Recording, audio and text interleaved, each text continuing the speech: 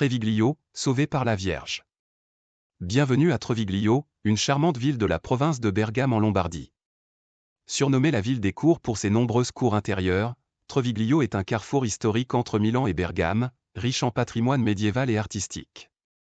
Plongeons ensemble dans son passé, des origines romaines à l'époque contemporaine. L'histoire de Treviglio remonte à l'époque romaine. Probablement fondée entre le 5e et le 6e siècle de notre ère par l'union de trois villas romaines, d'où son nom Terville, devenu Treviglio, la ville émerge sur les vestiges d'une région habitée depuis l'Antiquité. À l'époque des invasions barbares, un château fortifié est construit, marquant les débuts d'un village protégé. Au Moyen Âge précoce, Treviglio se développe comme un petit hameau agricole, profitant de sa position stratégique dans la plaine du Pô. Les Lombards et les Francs influencent son évolution, mais c'est au Xe et XIe siècle que le village s'organise autour de son château, devenant un centre local important. Au Moyen Âge, Treviglio devient un carrefour commercial significatif entre Milan et Bergame, favorisant son expansion. La ville est fortifiée et intègre la Ligue lombarde contre l'empereur Frédéric Barberousse au XIIe siècle, participant aux luttes pour l'autonomie communale. Riche en églises et monuments médiévaux, Treviglio abrite des sites comme la basilique San Martino, avec son campanile gothique, et de nombreuses cours cachées qui lui valent son surnom. L'agriculture et le commerce fluvial sur le Pô boostent son économie, tandis que des familles nobles façonnent son paysage urbain. Au XVe siècle, Treviglio passe sous la domination de la République de Venise, de 1428 à 1797, une période de stabilité et d'embellissement. L'influence vénitienne apporte art et architecture, avec des palais et des églises ornées de fresques.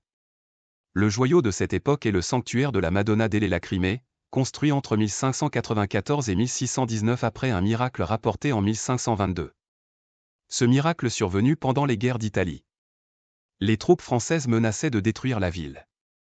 Alors qu'elles s'apprêtaient à tout brûler, une fresque représentant la Vierge Marie se mit à pleurer.